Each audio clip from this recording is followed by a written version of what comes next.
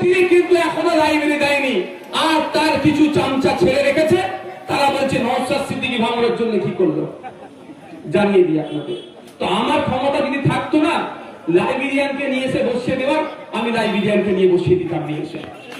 আমি তো বিরোধী দিব। আমার সবার কাজ কি ওখানে গিয়ে জানিয়ে দেওয়া। আইনসভায় যেখানে আইন তৈরি হচ্ছে, বিধানসভায় গিয়ে জানানো যে আমার বিধানসভার এই লাগবে।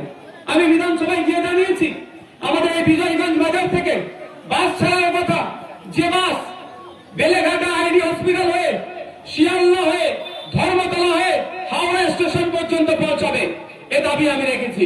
আমি দাবি রেখেছি যে ভাঙড়ের মানুষ, ধার্মিক মানুষ, এখানকার মানুষ যেমন ফুরফুরা শরীফে যেতে পছন্দ করে, এখানকার যারা হিন্দু সমাজের আমার মা বোনেরা আছে তারা আমার দক্ষিণেশ্বর মন্দিরে যেতে পছন্দ করে, তারা বিভিন্ন ধর্মস্থানে যেতে পছন্দ করে। তাই ভাঙড় থেকে দক্ষিণেশ্বর হয়ে ফুরফুরা শরীফ বাসের রাউট করা হোক, এ দাবি আমি চালিয়েছি। মন্ত্রী যদি না চালাই এটাও কি আমার দোষ? আমার ক্ষমতা নেই তো, আমার সেটা রাইট নাই। ক্ষমতা থেকে বেশি কথা সেটা আমার অধিকারে দেয়নি যে 4টে সিডিসি বাস নিয়ে এসে আমি লাগিয়ে দেবো এখানে। দিলে তো বুঝতে পারতো কি করতাম আমি, বুঝতে পেরেছেন? আমার এই বামনঘাটা 1,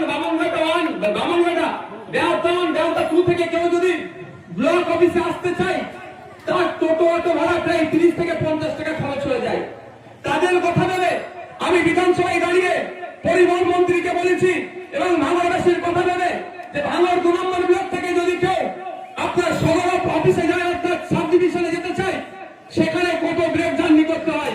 তাই বিজয়গঞ্জ বাজারকে মেন স্টপেজ করে এখানে একটা ভালো উন্নত মানের বাস টার্মিনাল বানিয়ে ওই শওকত মোল্লার মতো নয়, বাস টার্মিনাল চেয়েছে বলে তুই বোম্বা দিয়েছে।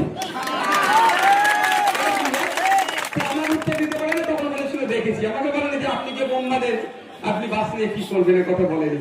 তো আমি ভাঙড়ের সাথে রাজ্যের বিভিন্ন জায়গার মানুষের সাথে কানেক্ট করা যায়, বিশেষ করে পর্যটন কেন্দ্র যেগুলো আছে, দীঘা থেকে শুরু করে, বকখালি থেকে শুরু করে বিভিন্ন পর্যটন কেন্দ্র থেকে যাতে কানেক্ট করা যায়, ভাঙড়ের 1 নম্বর 2 নম্বর ব্লককে ছুঁয়ে যাতে বাস রুট হয়, তার ব্যবস্থার জন্য আমি বারবার সোচ্চার হয়েছি।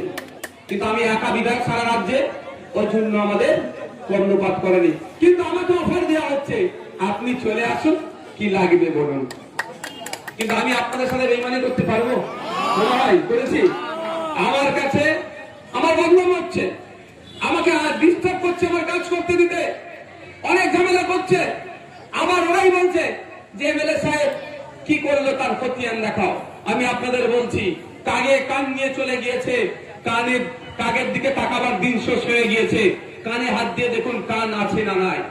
আমি বলেছি ওদেরকে, আপনাদের বলছি আপনারা চিন্তিত হবেন না, বিব্রত হবেন না। আপনাদের